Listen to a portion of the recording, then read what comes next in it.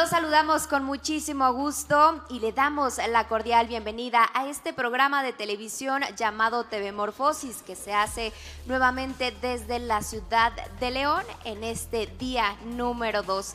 Y dando seguimiento a la actualidad de las comunicaciones, ha llegado el momento de abordar los contenidos que se vuelven virales, pero también cómo podemos aprovecharlos para que se transmitan mensajes de valor para las audiencias. Iniciemos por conocer a nuestra invitada y nuestros invitados que nos acompañan en este episodio.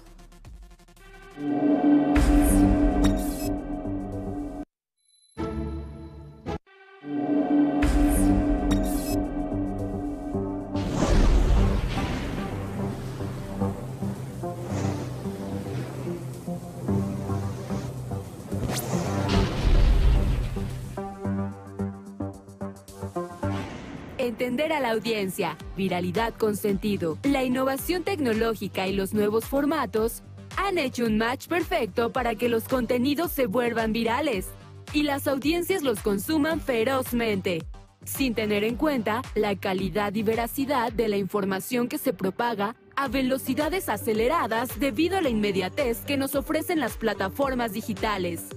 Es posible pensar en contenidos virales éticos que transmitan mensajes de valor y no solo se limiten a entretener.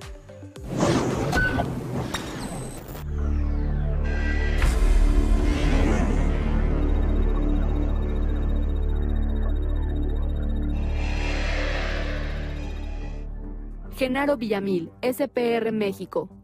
Sistema Público de Radiodifusión del Estado Mexicano, México.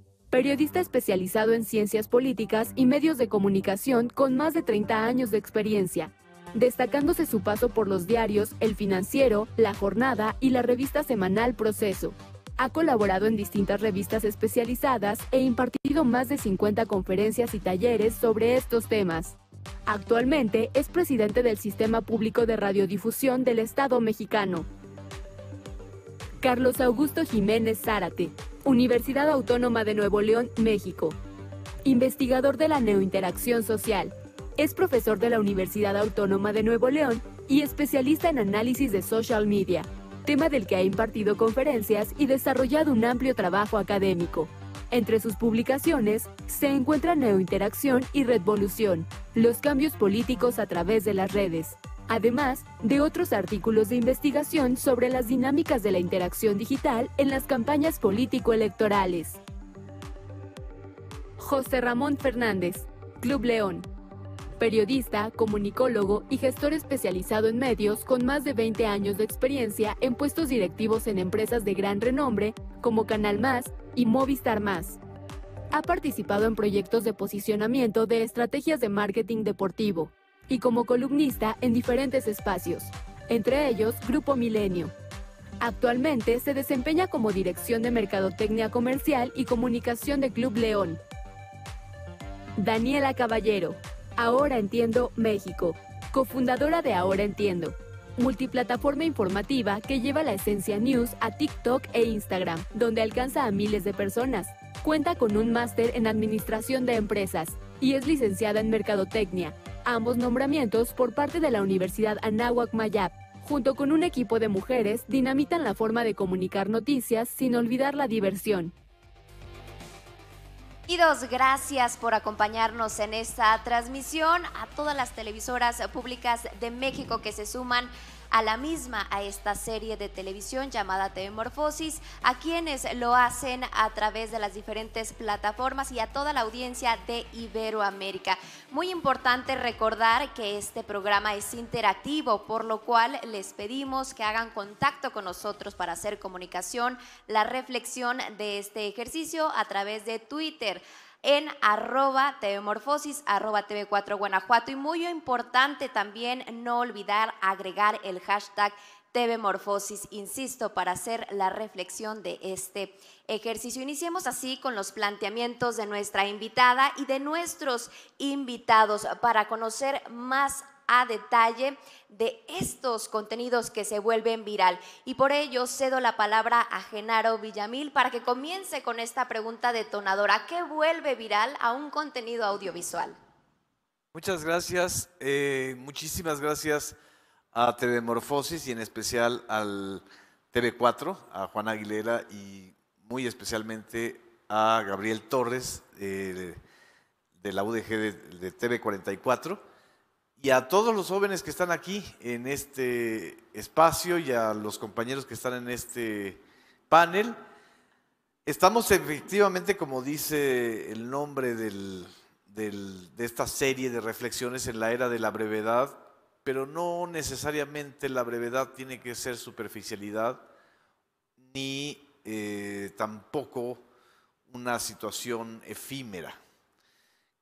¿Qué hace viral algo? Pueden ser muchísimos factores, desde la coyuntura, es decir, si vamos a hablar de lo sucedido en el Estadio Querétaro y hablamos de violencia en el fútbol, en ese momento hace que ese tema sea viral.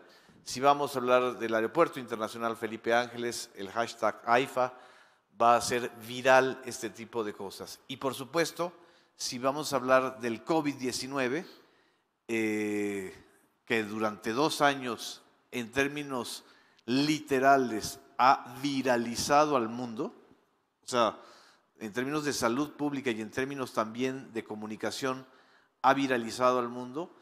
Ahí tenemos un tema no solamente de coyuntura, sino de interés general.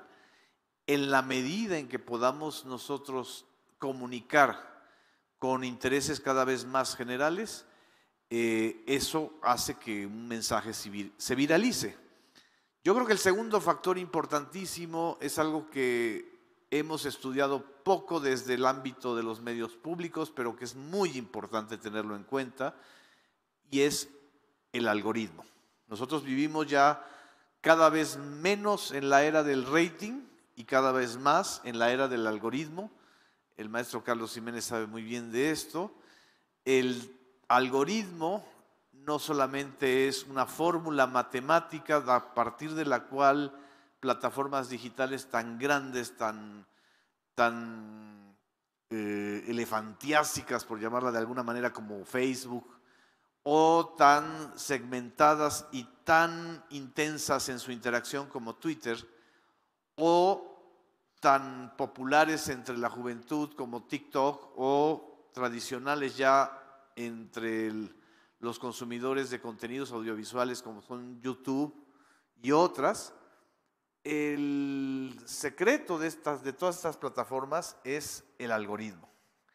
Es una manera, es casi como la fórmula de la Coca-Cola, es decir, nadie sabe exactamente cuáles y cómo son las 130 y tantas variables que tiene Facebook, por ejemplo, para segmentar esos mensajes que le llega a cada uno de los usuarios, y en el caso de Twitter, qué es exactamente lo que define que determinados mensajes me lleguen a mi cuenta o a mi timeline. Lo que sí sabemos es que el algoritmo no tiene nada que ver con el interés público, no tiene nada que ver con el derecho a la información y mucho menos con la libertad de expresión en sí misma. El algoritmo es una mecánica mercadológica que le permite a las plataformas viralizar figuras, mensajes, memes, videos. ¿Qué es lo que tenemos que hacer? Cada vez más público el algoritmo, es decir, cada vez discutir más ante los usuarios de las plataformas y ante los responsables de las mismas plataformas, la necesidad de, yo diría en términos ahora sí políticos, democratizar el algoritmo. Y la democratización del algoritmo quiere decir básica y esencialmente que los usuarios de las propias redes sociales, de las propias plataformas digitales, de las propias OTTs, del over the top. ¿Por qué Netflix me pone siempre los mismos thrillers o las mismas series norteamericanas o los culebrones turcos? ¿Será porque yo consumo mucho eso? ¿O será porque el algoritmo me está indicando eso? Lo que Lo que nosotros damos ya por un hecho, creo que a esta generación, a la generación que está actualmente interactuando, investigando, le corresponderá esa batalla que no es nada fácil, que es la democratización del algoritmo. Si no democratizamos el algoritmo, se van a viralizar cada vez más las noticias falsas, porque hay un incentivo.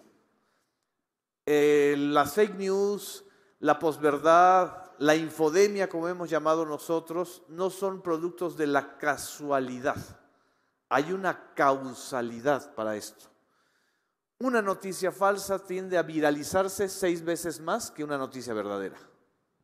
Es decir, si yo en este momento digo hay una explosión de gas guachicolero en TV Morfosis, No, vámonos. se va a viralizar de inmediato. Para empezar, porque estoy generando miedo. Y el miedo, como cualquier emoción negativa, como la ira, como el odio, genera mayor interés que la alegría, la solidaridad, la empatía, la ternura o la comprensión. Y es que, perdóname sí, que te interrumpa, pero en gran parte de estos episodios hemos notado cómo se ligan la parte sentimental y nos brindas también parte de estos elementos que me guían a la siguiente pregunta contigo, Daniela, sí, para tratar de ver cómo aterrizar esta viralidad en los contenidos informativos, que dejen de lado aquello que nos desinforma.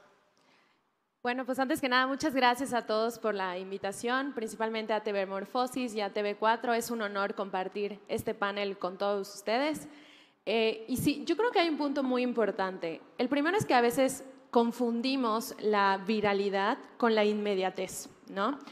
No necesariamente quiere decir que un contenido que sea viral sea inmediato. En Ahora Entiendo, nos esforzamos por no competir por esa inmediatez, ¿no? Que es donde todos los medios están ahí compitiendo, queriendo sacar la nota primero.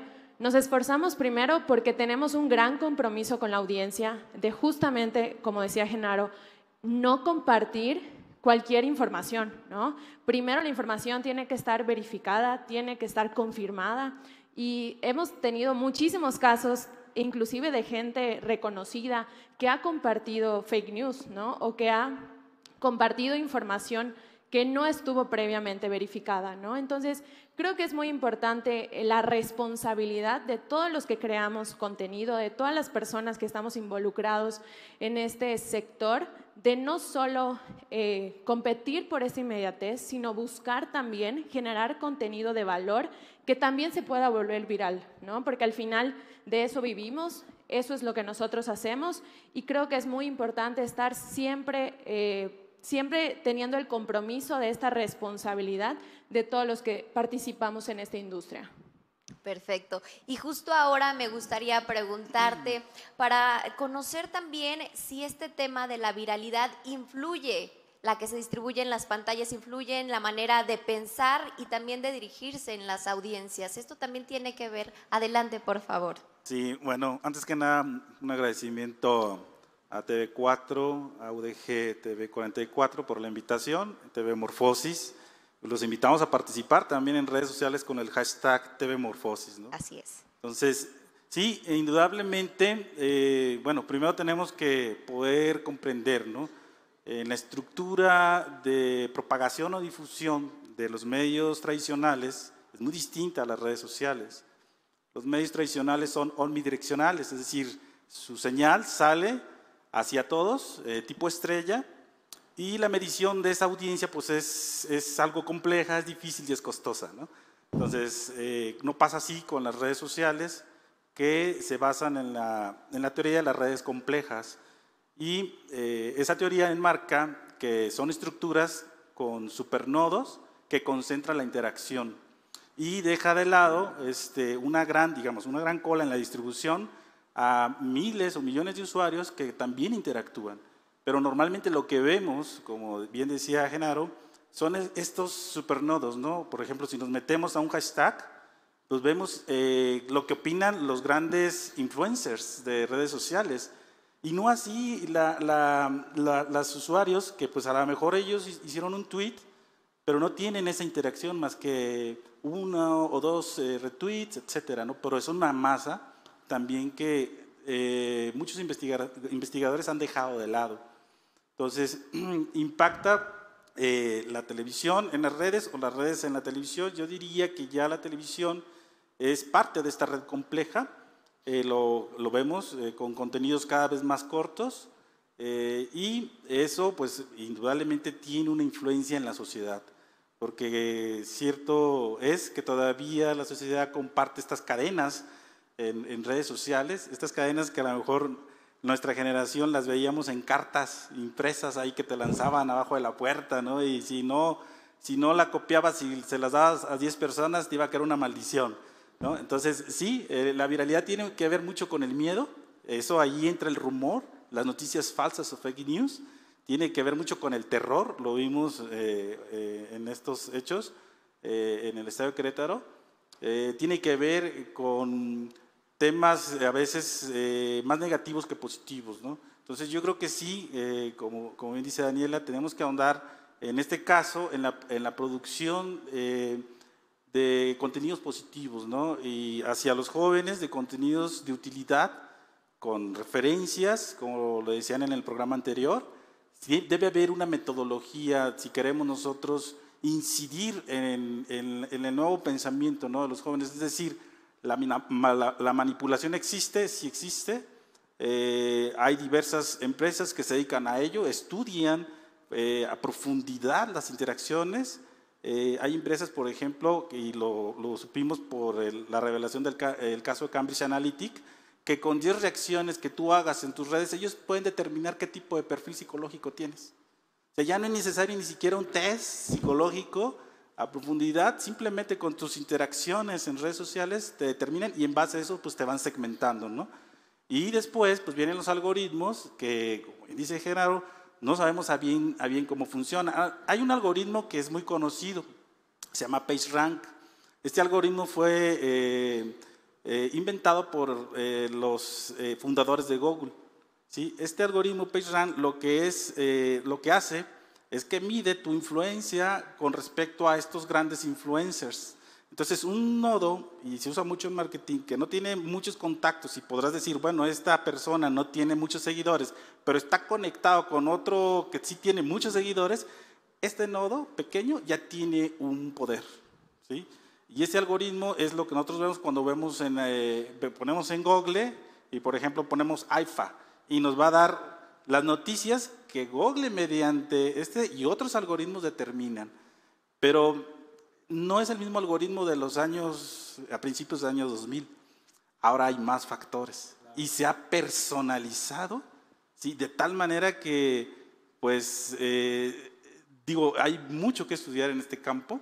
Lo que hace 10 años ya teníamos como certeza, ahora ya es una incógnita. Entonces tenemos que profundizar en el estudio de estos conceptos desde un punto de vista científico, ¿sí? Y pues más allá, las herramientas nos están dando, el Big Data nos da una gran oportunidad, pero cada vez más las plataformas se cierran a que los investigadores de datos tengamos acceso. Facebook ya no permite la transmisión de datos, y así las nuevas plataformas hacen muy difícil y eso también dificulta la investigación científica. Perfecto. Y justo ha salido mucho el tema del estadio Querétaro, el equipo, y sobre todo ahora sobre la siguiente pregunta: ¿de qué manera pudiera tener limitantes el mundo deportivo para contener y para poder crear estos contenidos virales? Si en realidad existen, y también de qué manera se pueden ustedes también entrar a este tema de los desafíos y poder solucionarlos de una manera adecuada. Y en este tema que insistimos mucho, el tema de la viralidad. Bueno, mucho gusto, Dani, Carlos, don Genaro, tantos años leyéndolo. Por fin lo conozco. Bueno, sígame leyendo mejor. No, cómo no. A mi casa llegaba la revista Proceso por debajo de la puerta. Sí. Y decían, mira, esos reciben el Proceso. Era como una etiqueta. Leen el Proceso los de aquí al lado. Son comunistas. ¿Qué pasó? Pero bueno. Ahora ya no. Ahora, no. Al final, libertad de expresión y y de ideología, eso está claro. Y más hoy en día, imagínate. El deporte es como cualquier género, tiene las mismas limitantes que puede tener el género informativo, el género del espectáculo, el género del entretenimiento. En realidad somos iguales. ¿Qué es lo que pasa? Que al deporte, y en este caso al fútbol, en el caso de la tragedia en Querétaro, bueno, pues fue una tragedia transmitida en tiempo real. Es como si transmites la guerra de Irak en tiempo real en aquel momento a través de la CNN. Es como si transmites lo que sucedió hace un par de años, me parece que fue en Culiacán, con una balacera tremenda en la ciudad, en tiempo real. Pues la gente está siguiendo lo que otras personas están viendo, entonces eso no es viral, eso es una locura. Pero las plataformas sociales, bueno, permiten eso, que te enteres de cosas que a lo mejor antiguamente, ya hablo hace 30 años, pues no te hubieras enterado. Ahora sí que mételo debajo del tapete, ¿no? Ahí era imposible. ¿Qué son los limitantes que tiene el deporte en este tipo de casos? Pues mira, lo primero que tiene que hacer el fútbol, y ese es un punto de vista muy particular, es empezarse a quitar capas que le hemos puesto encima. Hoy tú dices fútbol y yo te aseguro que la mitad dice negocio, la otra mitad dice espectáculo, entretenimiento. ¿Y quién carajos te dice deporte? Es un deporte. Y se nos ha olvidado que el fútbol es un deporte. ¿Y qué es deporte? Pues el deporte es convivencia, salud, compartir. El deporte son valores, es ganar, perder, es ejemplo. El deporte es familia. Y le hemos puesto tantas capas y las redes sociales han abonado tanto en esas capas del morbo, de la polémica, de la crítica, de este es malísimo, el otro también, el otro roba, el otro. Le hemos puesto tantas capas que al final dimos, ¿dónde está el fútbol? ¿Dónde está el deporte? Eso es lo que creo que tiene como responsabilidad las organizaciones deportivas hoy. Desde luego que como empresas, porque los equipos deportivos en cualquier parte del mundo tienen que funcionar como empresas, porque si no, no son sostenibles, no son rentables y no se pueden mantener, hay que tener, bueno, estrategias comerciales, estrategias de comunicación, estrategias de audiencia y muchas otras. Pero lo que no podemos perder de vista es que en el fondo de todo eso seguimos siendo un deporte, como el tenis, como el baloncesto, como el atletismo, como la natación, y eso es lo que realmente ha hecho que el fútbol sea popular, querido, amado, cariñoso, ejemplar y que tenga audiencia. No se puede olvidar. Entonces, si nosotros, por ejemplo, como organización deportiva, creemos que el futuro de nosotros está en la tecnología, las redes, yo creo que en muchos casos nuestro futuro está en el pasado, que eso es lo que hizo que el deporte y el fútbol fuera lo que fuera. Ese creo que sería el principal límite que deberíamos ponernos, ¿no? Empezarle a quitar capas a algo que hemos construido como un monstruo, que a veces pierde credibilidad. Y en el fondo son 11 jóvenes o 11 jovencitas, 11 futbolistas, 11 jugadores o jugadoras que salen al campo después de haber entrenado una semana, después de haberse preparado mucho, con disciplina, con alimentación, después de haber renunciado a muchas cosas como jóvenes, porque uno luego ve a un deportista y dice, este tipo debe tener 50 años, y carajo, tiene 21. O sea, este tipo lo que quiere es divertirse también, pero renuncia a muchas cosas por ser deportista y eso se nos olvida. Y en las redes sociales, que es un mundo muy viral, muy cruel, a veces muy salvaje, a ese muchacho o esa muchacha de 21 años se le dice, tú lo único que tienes que hacer es ganar. No, espérame, también tienen que vivir, ¿no? Y también tienen que ser lo que es, un joven, una jovencita ejemplar. Hay que quitarle capas al deporte en este caso y las redes sociales pueden ayudarnos a eso, pero las redes sociales también nos han orillado a ser espectaculares, ganadores, competitivos, comerciales, atractivos, con audiencia. Y es peligroso. Bien, pues aprovechamos esta ronda para volver a hacer la invitación a que participen con nosotros a través de las redes sociales. Estamos en Twitter en @tvmorfosis, @tv4 Guanajuato y muy importante en sus comentarios, dudas y preguntas, agregar el hashtag tvmorfosis para hacer la reflexión del mismo. Y justo ya tenemos algunos comentarios que nos hacen llegar y que voy a leer a continuación. En las pantallas ya están apareciendo. ¿Qué tal a todos? ¿Cómo comunicar con responsabilidad en la era de la brevedad y las pantallas? También tenemos otra, es una realidad que vivimos en la era de la inmediatez, pero ¿cómo trasciende la cultura de investigación para el lector mexicano? ¿Cómo podemos construir una red de comunicaciones sin cabida a fake news? ¿Quién pudiera comentar un poco? El caso de Querétaro es un buen ejemplo de lo que sucedió en el Estadio Corregidora, precisamente para dar continuidad a lo que comenta José Ramón Fernández y también a lo que ha comentado Carlos Augusto Jiménez y mi paisana, Daniela Caballero. ¿Qué sucedió? ¿Qué hizo que en la pantalla televisiva, en las redes y por supuesto en la radio también empezara prácticamente a darse como un hecho que habían 17 muertos en el Estadio Corregidora? Ese es un buen ejemplo para seguir la dinámica de la viralización, de la fake news y de cómo tratan de convertir al deporte en un escenario bélico. Fue una cuenta que ni siquiera tiene muchos seguidores en Facebook, perdón, en Twitter, donde se dice, hay 17 muertos en el estadio de Querétaro y los quieren ocultar. Yo de inmediato empecé a ver que columnistas que interactúan en Twitter, comentaristas, casi todos políticos, ninguno deportivo, estaban dándole juego a ese rumor, era un rumor.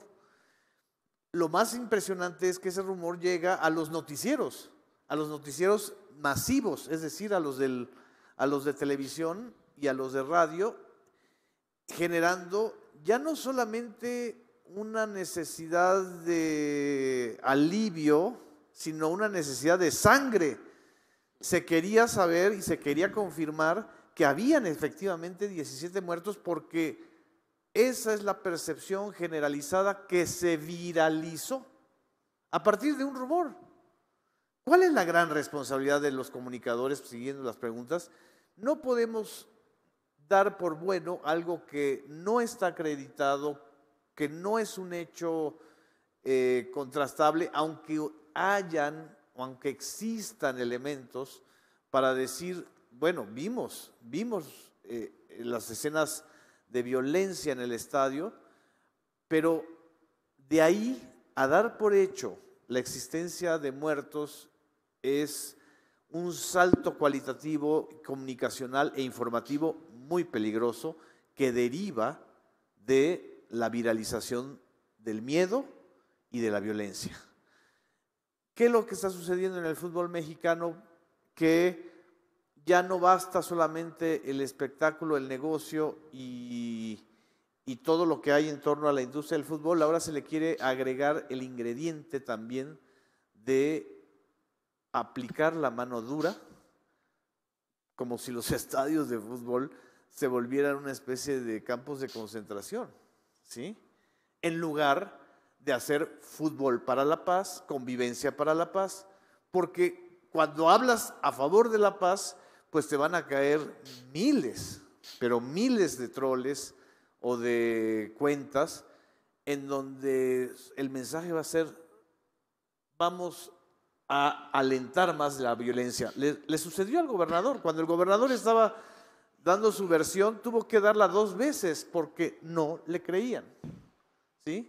Ya era un tono de aceptación de que habían muertos y de que los estaban ocultando. Que era un ejemplo de cómo podíamos ver que el tema viral caía, ¿no?, a Exacto. la realidad, y cómo ahora el reto era también sobrellevarlo. Impuso su propia realidad. Es decir, aunque los datos reales no arrojaban en este momento y hasta ahora ningún muerto, la realidad virtual decía, hay 17. No sé si. ¿De quién es la culpa? Después seguimos con... Rapidísimo, No, perdón. Adelante.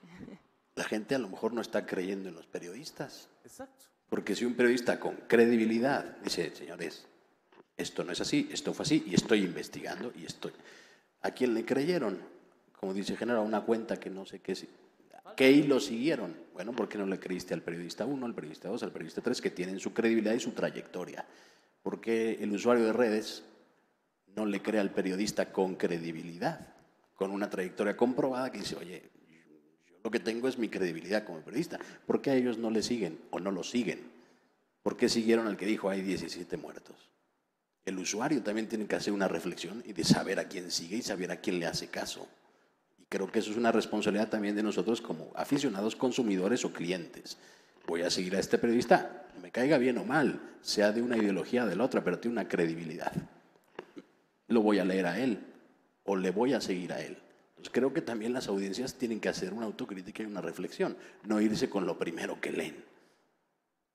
Por supuesto, analizar este tipo de entornos. Perdón, Dani.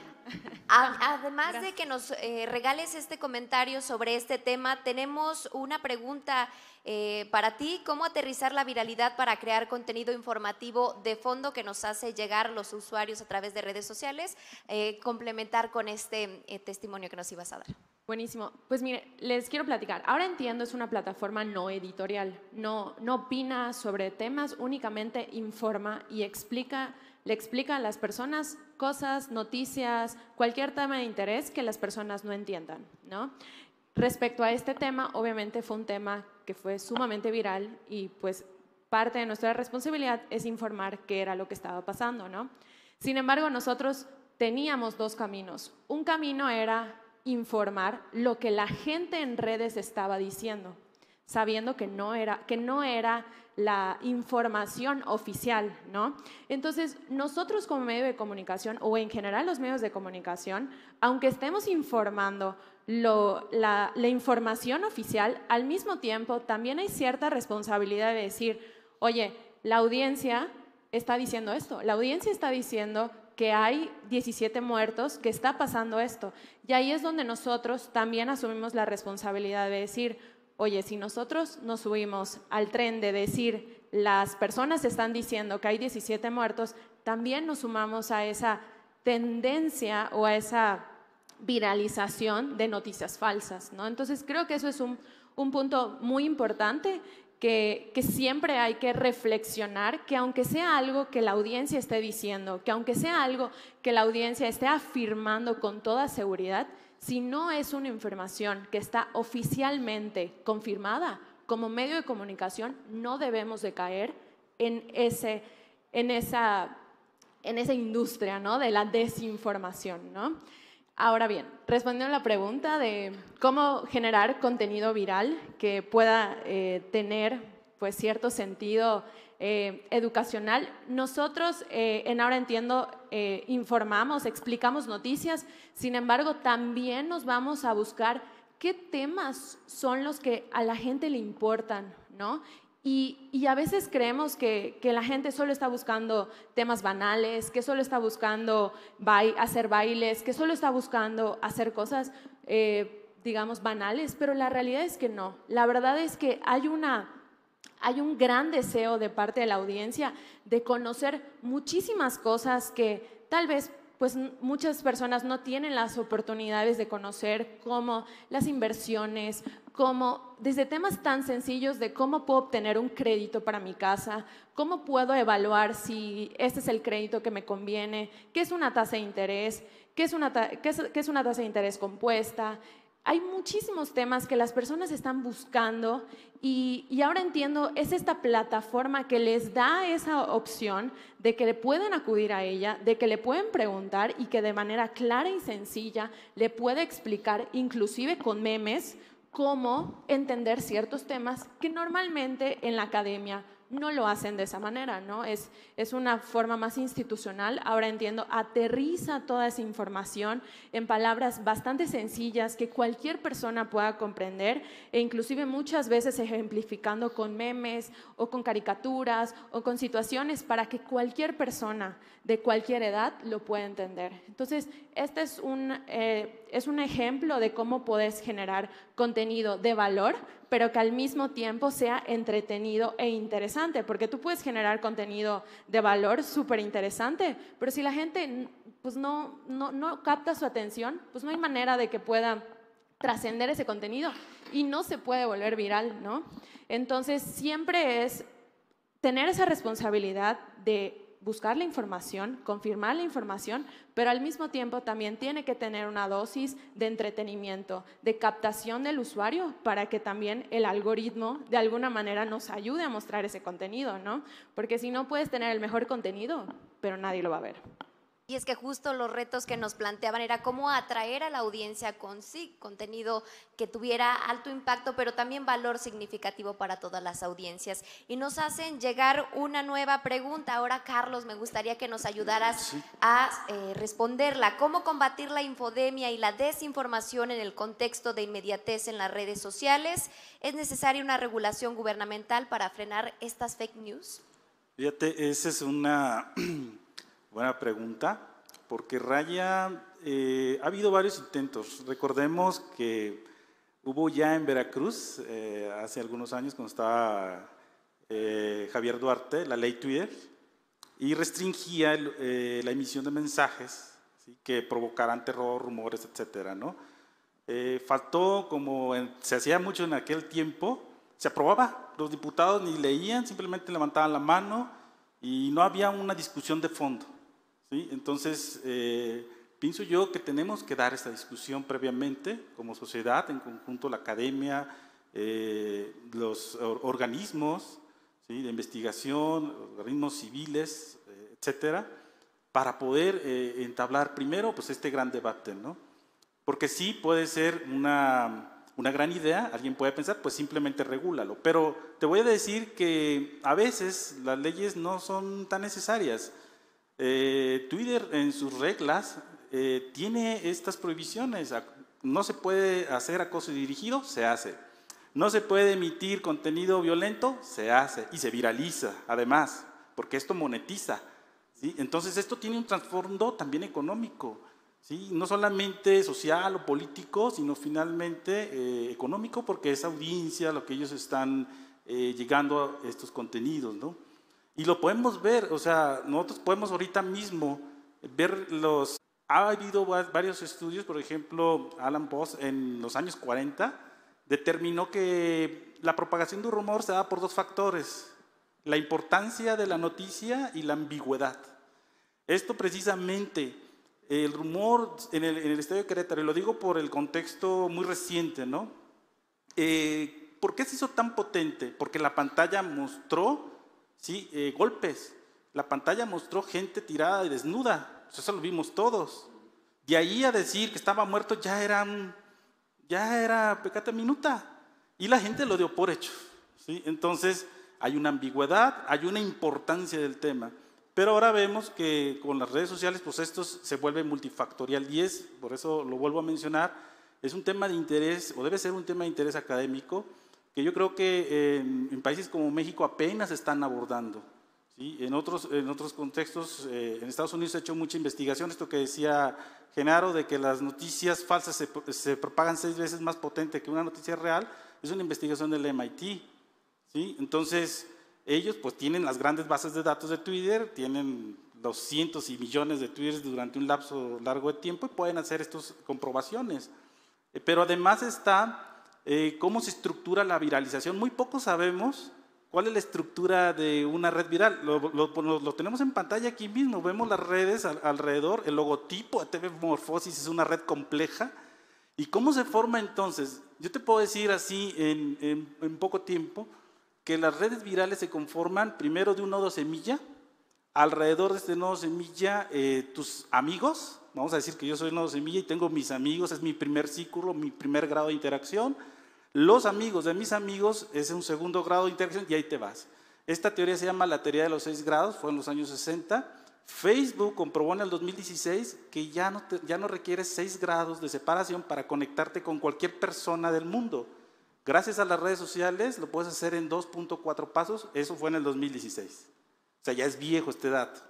Yo creo que ahorita andamos en el 1.8, 2.1 de grados de separación. Es decir, ya puedes conectar con cualquier persona en cualquier parte del mundo gracias a estas nuevas redes como TikTok, Snapchat, que ya pasó de moda, Facebook y Twitter, que siguen vigentes todavía a pesar de todo, ya se quedan así como la época arcaica de las redes, pero pues, siguen siendo, pues ahora ellos son los medios masivos.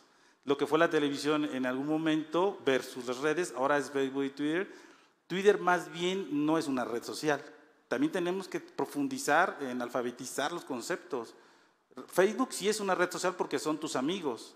pero Twitter no, Twitter es un microblogging, lo que hacían los blogs, lo que hacía uno y a ver quién me escuchaba, ¿no? A ver quién me leía, a ver quién me veía. Twitter es eso, por eso hay tanto odio y tanta emisión, tanto troleo, ¿no? Pero las plataformas tienen reglas claras de lo que se permite y lo que no se permite. Y es muy obvio que eso no se está respetando, ¿sí? Se permiten las cuentas falsas, se permite la propagación del odio, se permite la propagación de las fake news sin ningún recato. Yo lo he visto y lo hemos medido. Yo he visto cómo las redes se van propagando y los desmentidos se quedan aislados, en clústeres aislados. O sea, a las personas no les importa, como bien dijo José Ramón, quiere ver sangre. ¿Sí? Entonces, eso también es cultura, ¿no? Es educación. A los jóvenes que nos están escuchando y viendo a través de distintos medios y plataformas, tenemos que ser pues más conscientes, ¿no? De que lo que está ahí es una parte y es momentáneo, ¿no? Tenemos que, si queremos formarnos una opinión, tenemos que irnos a los hechos, verificar. Hay distintos medios de fact-checking y yo creo que esto tiene que ir creciendo. Lo vuelvo a comentar, en México hacen falta más medios de fact-checking y como usuarios comprobar. No nos cuesta nada, como decía José Ramón, pues ahondar un poquito, aunque te deben 2, 3 minutos más. Vamos a ver. Y por cierto, lo de los 17 muertos es un tema recurrente. Ha estado en varias noticias de tragedias. 17 muertos en una explosión, 17 muertos en un choque. Es como incluso un algoritmo, ¿sí? Es un código genético de transmisión de rumores. Y es un tema que podríamos analizar y la verdad es que no terminaríamos nunca. Pero bueno, vamos a darle también salida a los siguientes tweets que nos hacen llegar y estos van encaminados para José Ramón. Excelente día. ¿Cuáles son las oportunidades que existen en el mundo del deporte para crear contenidos virales? Arriba la fiera también arroban. Y bueno, el Club León ha sido pionero en el trabajo de marketing y de contenido digital en el fútbol mexicano. La pregunta es, ¿cómo empezó este camino y cuál ha sido la clave del éxito? No tengo idea. No tengo la más remota idea. Rodearse de jóvenes creativos, divertidos y que quieran hacer cosas y ser espontáneos. Como decía Carlos, no hay una fórmula para hacer virales. Hoy vamos a hacer un viral. Claro, te vas encontrando elementos en el camino. Como decía Genaro, hay una coyuntura. Oye, fíjate que el Club León va a presentar a un jugador. Bueno, pues ya captaste atención de gente que dice, ¿quién va a ser el nuevo jugador del Club León? A veces ni nosotros sabemos. Pero la gente dice, ahí va a pasar algo. No sabemos qué, pero va a pasar algo. Bueno, ya tienes una audiencia de alguna manera cautiva. Ya vendiste las entradas de la película. Ahora hay que presentarla. Y en ese camino te vas encontrando cosas. Y los vas armando y pues yo no sé si es porque somos buenas gentes o el destino o porque trabajamos bien mucho y nos divertimos en lo que hacemos, las encontramos. Pero no tenemos ninguna fórmula, ni creo que hayamos hecho una tendencia, ni creo que hayamos sido líderes de nada. Lo que sí, disfrutamos lo que hacemos y de alguna manera entendemos lo que la gente espera de un equipo de fútbol fuera de la cancha. Eso sí creo que lo hemos hecho relativamente bien. Pero yo no tengo ninguna fórmula para ser virales y si la tuviera no se las diría. Claro. Y es que justo hablamos de algunos ejemplos que pudiera compartir el Club León, ¿no? Aprovechar estos elementos que se tienen, porque si bien lo mencionas, no es algo que se levanten y digan, vamos a hacer viral esto. No, pero sí hay una disciplina creativa, así como hay una disciplina para escribir. Don Genaro aquí nos puede decir lo duro que es escribir, yo un poquito, pero sentarte todos los días frente a una hoja en blanco es un parto, ¿no? Entonces esa disciplina del escritor o esa disciplina del creativo, eso sí que se ejercita, ahí sí que hay una fórmula. De repente se te puede ocurrir algo brillante, pero sucede una vez. El chiste es que se te ocurra constantemente, pero para llegar a eso tienes que tener una disciplina creativa. Y en el camino, si lo buscas, lo vas a encontrar. Un ejemplo breve, rapidísimo, y para no quitarles mucho el tiempo ni hablar tanto de fútbol, un día nos dijeron, oye, vamos a presentar a un jugador de fútbol que es Rubén Sambueza, argentino, muy bueno. Le dicen Sambu. Y alguien dijimos, bueno, pues hay un león muy famoso al que le dicen Simba. ¿Quién nos iba a decir a nosotros que de repente un viernes a las 9 de la mañana nos iban a avisar que a la 1 había que presentar a un futbolista que le apodan Sambu, que la gente lo relaciona con un sonido que es Simba, que es un león, que nosotros somos el Club León y que hace 8 días había nacido un león en el zoológico de León? Pues eso no está preparado. Eso te lo vas encontrando. Entonces hablamos al zoológico, nos prestan al león, lo vamos a ver, lo presentamos con el jugador, le llamamos a... Y se armó un viral. A partir de un león bebé, con la llegada de un jugador que se llamaba Sambo y que a nosotros le habíamos puesto al león, lo habíamos bautizado como Sambo, el león de la fiera. Pues eso no se prepara, pero si lo buscas lo vas a encontrar. Al final, yo creo que esa es la fórmula. Hay que llevar la creatividad al gimnasio todos los días. Bien, ahora Daniela, también nos gustaría que nos añadieras parte de esta retroalimentación. Nos platicábamos cómo a partir de memes o de las diferentes herramientas que se comparten a través de los medios digitales, ustedes pudieran contener o compartir estos contenidos virales, sí, que se hagan de esta manera y pudieran ser reducidos, pero con la información precisa que necesitan las audiencias. Sí, yo quisiera igual hacer un comentario con respecto al tema del algoritmo. Creo que también hay un punto de que hoy por hoy las plataformas tienen sus tendencias, ¿no? Vemos plataformas como TikTok donde con una semana de anticipación nos envían a muchos creadores cuáles van a ser las tendencias de la próxima semana, ¿no? Eso también me lleva a tener responsabilidad en que si nosotros como creadores caemos en seguir todo lo que las plataformas quieren hacer, pues vamos a estar cayendo exactamente. Si yo no hago lo que las plataformas me están diciendo que haga, entonces de alguna manera baja mi contenido, ¿no? Entonces creo que coincido en que tiene que haber una democratización de las plataformas, del algoritmo, justamente para no caer en eso, ¿no? Porque si no, a nosotros los creadores nos van diciendo todos los días qué es lo que tenemos que hacer, cómo lo que tenemos que hacer, a qué hora lo tenemos que subir, por qué lo tenemos que subir, etcétera, ¿no? Entonces, creo que ese es un punto muy importante. Y con respecto a la forma creativa, coincido en que nosotros no nos levantamos todos los días diciendo vamos a hacer un contenido viral, pero sí, ¿no? O sea, nuestro objetivo es que todos los contenidos puedan ser virales, ¿no? Entonces, nosotros planteamos una metodología que tiene como diferentes procesos donde primero investigamos qué es lo que la gente quiere saber, ¿no? Entonces, hay muchísimas herramientas para saber qué es lo que la gente quiere saber, qué es lo que está en tendencia y después buscamos qué enfoque le podemos dar a esos temas, ¿no? Creo que ustedes lo saben, una noticia, un contenido puede tener muchísimos enfoques. Entonces, ¿cuál es el enfoque que nosotros le podemos dar que los otros medios no le han dado, ¿no? Porque ¿de qué sirve que yo hable de algo que todos ya hablaron, ¿no? Entonces, yo tengo que buscar qué es lo que a las personas les interesa, qué es lo que quieren saber y qué es lo que los otros medios o los otros creadores no han dicho. Y aunado a eso, ¿cómo creo una pieza creativa? Hoy por hoy, en redes sociales hay 200,000 maneras de crear una pieza. Hablamos de formato vertical, hablamos de un carrusel, hablamos de una historia, hablamos de un video en vivo. Hay muchísimas herramientas, ¿no? El chiste es empezar a probar cuál es el tema que va, con qué herramienta, en qué plataforma. Tal vez en Twitter es de una manera, tal vez en TikTok es de otra manera. También reconocer que nosotros como creadores no somos expertos en todo, ¿no? Entonces, cuando haya un tema que no sea de nuestra área, pues siempre invitar a una persona que sí sea experta en el tema, que tenga esa capacidad de poder informar y de poder explicar a profundidad un tema y que, como lo dije desde el inicio, también pueda ser entretenido, divertido. Nosotros entramos en debate todo el tiempo con las plataformas de que nos permitan meter otros temas que no sean únicamente los que ellos están proponiendo que sean, siempre buscar pues ampliar esta cartera de contenido que hay. Y creo que también un punto sumamente importante es que ¿qué es un tema relevante? ¿Qué es un tema importante? ¿Y para quién? ¿No? Hablamos de el otro día tenía una discusión de es que los memes no son importantes. ¿Para quién? Todos tenemos la necesidad de estar informados. Estar informados es una necesidad para vivir. Y cuando no sabemos algo, nos sentimos ignorantes. No hay nada más estresante que estar en una mesa y que se pongan a platicar de algo y que uno no sepa del tema, ¿o no?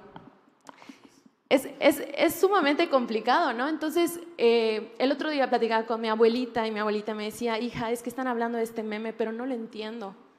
Y decía, oye, sí, pues hay gente que no entiende los memes. ¿Quién dice que explicar los memes no es un tema importante? ¿Para quién? ¿No? Todos necesitamos todos tenemos esta necesidad de estar informados sobre cualquier tema, sobre temas científicos, sobre temas banales, si le queremos llamar así, sobre lo que está ocurriendo a nuestro alrededor. Y creo que eso también, como medio de comunicación, como creadores de contenido, es muy importante pues tener en cuenta, ¿no? No dejar a un lado cualquier tema puede ser relevante para cierta audiencia. Y seguimos recibiendo estos comentarios, dudas a través de nuestras redes sociales. Agradecemos a cada uno de ustedes por hacernos llegar estas menciones. ¿Cuál es el flujo de trabajo de Ahora Entiendo MX? ¿Cuántas personas forman parte de su equipo de contenidos para elegir los temas de los que hablarán? También nos escriben, mencionabas, Dani, que a veces se confunde la viralidad con la inmediatez. ¿Se pueden lograr ambas cosas? Y si es así, ¿cómo se puede hacer? Agradecemos de verdad muchísimo por hacernos llegar estos comentarios, pero hemos llegado justo a la ronda de reflexiones, donde tendremos 2 minutos para cada participante. Y bueno, si quieren extender parte de estos comentarios que nos hacían al finalizar. Comencemos contigo, Dani, por favor. Bueno, pues agradecerles como siempre la invitación. Es un honor de verdad estar con ustedes en este panel. Gracias por integrar a nuevas juventudes, a mujeres, a este tipo de paneles. Enriquecen pues esta industria de la comunicación y animar a todos los que quieran ser creadores de contenido, a todos los medios de comunicación, a que exploren nuevas maneras de generar contenido, ¿no? Nuevas maneras de hacer las cosas en un ambiente de paz, en un ambiente con mucha responsabilidad, y que todos cabemos en esta industria si encontramos un nicho, si buscamos un diferenciador. Y yo siempre digo que a veces nos diferencian de los medios tradicionales, de los medios digitales, los nativos digitales, pero creo que todos debemos de formar parte de esta cultura de la comunicación. Muchas gracias. Gracias. Carlos, tu turno. Sí, quiero tocar 2 temas que mencionó Daniela, para abordar un poquito y dar un poquito a conocer a los jóvenes, ¿no? El tema de los memes, ¿sí? El concepto de meme fue una consecuencia de un estudio de Richard Dawkins en los años 60. Él estaba abordando la evolución de los genes, ¿sí? Y incluso a su libro le llamó El gen egoísta. Y en el último capítulo aborda cómo, así como los genes evolucionan generación tras generación, pero conservan las características principales, la cultura también lo hace. Y podemos ver, por ejemplo, danzantes en el Zócalo de la Ciudad de México, ¿sí? Y ese es un meme. O sea, cuando silbamos una canción, estamos nosotros imponiéndole una característica propia. Este es un meme. Entonces, en realidad, para todos los jóvenes, el meme no es simplemente un dibujo, un GIF, somos nosotros mismos un meme, porque somos evolución de una cultura previa. Conservamos nuestra esencia mexicana, mezclado con cultura española, etcétera, ¿no? Entonces, pero realmente somos una generación, somos una sociedad memética, ¿sí? Entonces, eso nos lleva todavía a pensar más que esto va a seguir evolucionando. Y el otro punto que tocó Dani, que me interesa mucho abordar para la reflexión, es que no solamente estamos en una sociedad viral, ya estamos, como ella bien lo dijo, en una sociedad que estamos entrando en una sincronía, y esto realmente es más peligroso que la viralización. Una sincronía donde los medios, los grandes medios, las plataformas de redes quieren que tú estés hablando de un tema, y entonces esto sí ya te encierra en una gran burbuja de burbujas y no puedas hacer otra cosa, y romper el algoritmo, como bien menciona, pues se vuelve más difícil. Entonces yo creo que esos 2 temas se van para la reflexión profunda. Los jóvenes tienen que entender que esto pues todavía se puede tornar un poco más digamos, opresivo desde el punto de vista de la dominación de los algoritmos, ¿no? Entonces, el conocimiento de esto abre el debate. Excelente. Y ahora vamos con tu reflexión, José Ramón, adelante. Híjole, pues sí está cañón. Las redes sociales, pues sí, nos cambiaron la vida, nos cambiaron la forma de comunicar. Espero que no nos cambien la forma de pensar. Un ejemplo rapidísimo y ya no quito más tiempo. Hace poco iba en carretera con dos chavos que trabajan conmigo, mis compañeros de trabajo, como 20 años más jóvenes que yo, más o menos, por ahí deben estar. Íbamos rumbo a la Ciudad de México. De noche, no se veía nada, un aguacero tremendo. Llevaban el Waze. No es una red social, pues es un servicio digital. El Waze. Bueno, váyanme diciendo. Y de repente llegamos a una desviación y decía Ciudad de México. Así de grandotote el letrero. Ciudad de México. Yo dije, Ciudad de México. Me dijeron, no, el Waze dice que es por aquí. Me frené y dije, Ciudad de México. ¿No? De los años de Genaro y míos, Ciudad de México. El Waze dice que es por aquí. Puta, ¿a quién le hago caso? ¿A mí? O a él? Bueno, pues al Waze. Vámonos por aquí. Puta. ¿Dónde acabamos? Acabamos en una carretera rarísima, corriendo peligros, sin luz y nada. El Waze se había equivocado. Por alguna causa. ¿Por qué no le creímos a lo que decía Ciudad de México? ¿Por qué le voy a creer siempre a la red social? ¿Por qué no le voy a creer a la revista Proceso, al diario El Heraldo, al Excelsior, a la Reforma, sea quien sea el dueño, que son medios que han ganado de una u otra forma su credibilidad? A TV4, a Televisa, al Canal 2, al señor quien sea, al señor Villamil. ¿Por qué no le voy a creer? Es que es viejito y escribe. No, su red social no tiene muchos seguidores. Puta, pues créele al señor porque tiene una trayectoria. Eso creo que la gente, los jóvenes, también tienen que reflexionar mucho. No todo lo que dicen las redes es verdad. A mí mi mamá de repente me manda unas cosas en WhatsApp, me dice, José, ¿esto es cierto? Y le digo, mira, no es cierto, pero es verdadero. A lo mejor está mal explicado, pero por ahí va. Hay que tener un criterio propio, ¿no? Y creo que los nuevos periodistas o las nuevas plataformas de periodismo y las nuevas facultades de periodismo tienen en sus manos el mayor reto en la historia del periodismo. El periodismo no es ni bueno ni malo, es. Pero formar periodistas, tener esa vocación, tener esa disciplina y ese rigor de periodista y juzgarte tu credibilidad con la búsqueda de la verdad, eso no debe cambiar. Y los jóvenes deben entender que no todo lo que hay en las redes sociales es verdad. Puede ser divertido, puede ser viral, pero a lo mejor no tiene credibilidad. Y ahí está el reto. Y bien, para terminar, Genaro, de manera muy breve, sabemos que es muy difícil, pero nos queda un minutito. Adelante, por favor. Insisto, creo que hay que democratizar el algoritmo. Es un concepto, pero es un concepto que implica un desafío. Es la sociedad del siglo XXI, es en la que estamos.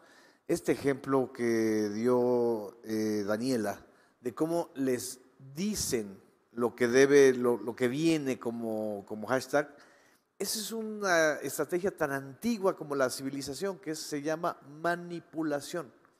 Lo que debemos tener muy claros es que para ser una sociedad liberada tenemos que enfrentar técnicas de manipulación cada vez más sofisticadas, que incluso ya las hemos interiorizado, porque es mejor creerle al Waze que a la realidad, porque la realidad pues no es el Waze. Eso no se nos puede perder nunca de vista. No podemos pensar que tenemos muchos amigos o tenemos relaciones porque estamos conectados. La interconexión no es una relación. Eso es lo que tenemos que tener, porque además el Facebook nos hizo creer que tenemos 5,000 amigos y seguimos siendo igual de solitarios y amargados o amargadas que siempre. No, es una manipulación emocional la que ha hecho que este éxito de las empresas de plataformas digitales puedan haber generalizado muchísimas cosas y viralizado nuestra vida.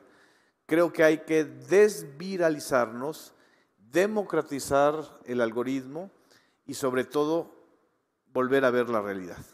Perfecto. Pues muchas gracias y de esta manera nosotros llegamos al final de este episodio. Gracias nuevamente a nuestros patrocinadores, pero sobre todo a ustedes por acompañarnos nosotros. Nos vemos en la próxima.